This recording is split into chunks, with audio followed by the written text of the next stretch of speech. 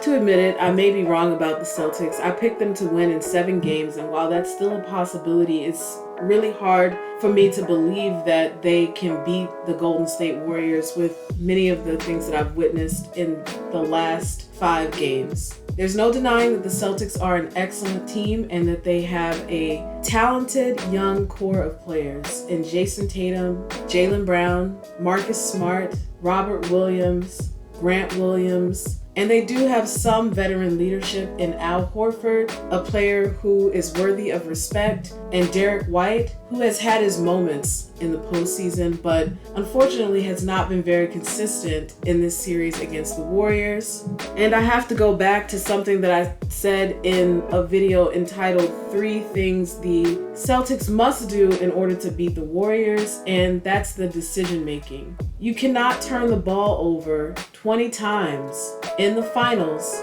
and miss over 30% of your free throws and expect to win. And no one can reasonably root for a team that doesn't take care of the basketball and take advantage of those moments in the game when it's essentially being given to you the opportunity to score at the free throw line. The fact is, despite an underwhelming performance in Game 5, Stephen Curry has been the best player in this series. And we haven't seen a Celtic, including Jason Tatum, who has seized the moment, taken over a game, and won the game.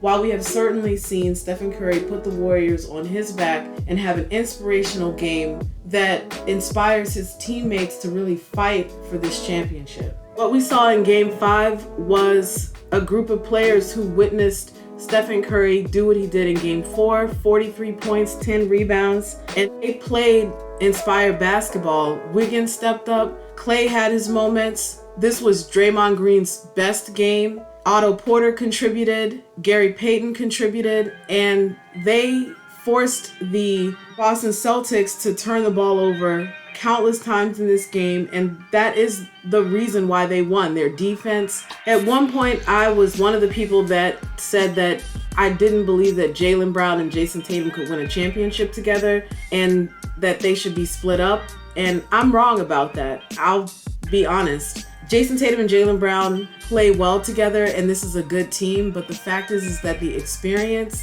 the decision making, it's just not there. And it also just feels so casual when you watch them. I mean, that energy, that intensity that I felt from great players at this moment, LeBron James, Kobe Bryant, Shaquille O'Neal, even players like Jason Terry, Dirk Nowitzki, Kawhi Leonard.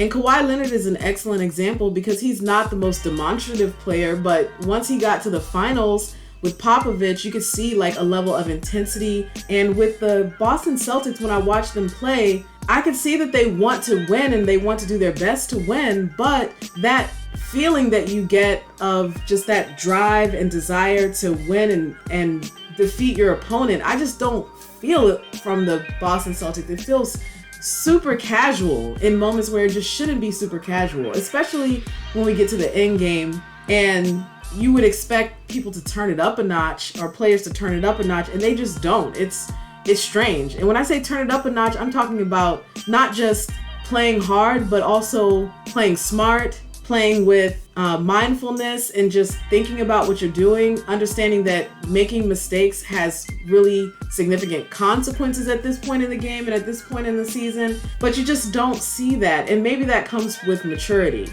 Maybe that comes after years of losing, years of making mistakes and having to learn from those mistakes. So we'll see what happens. We know that the Boston Celtics are capable of beating the Golden State Warriors. So in Game 6, it could go either way, especially since they are in Boston, but we've also seen Boston get beat in Boston. So I don't know what will happen.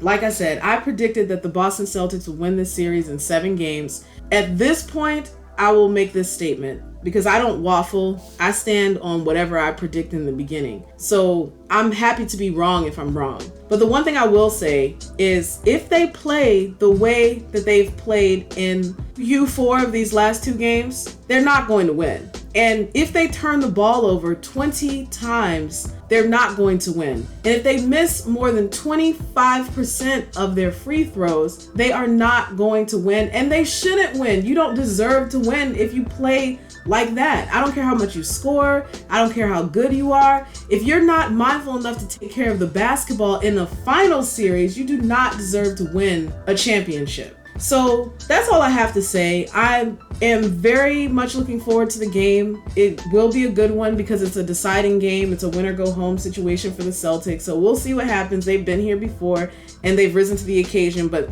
frankly, they haven't been playing against teams that are as smart as the Golden State Warriors, and they obviously haven't met a player who is as good in his position as Stephen Curry, and I'm including Giannis in that because, frankly, Stephen Curry is probably the most skilled player in his position. But those are my thoughts. Thank you guys for watching my video, listening to the commentary. I appreciate everyone. We're almost at 1,000 subscribers. I hope that everyone's doing well, enjoying the playoffs. Leave your comments in the comment section. Don't forget to subscribe to the channel and hit that notification bell. And we will be back soon with more fire commentary.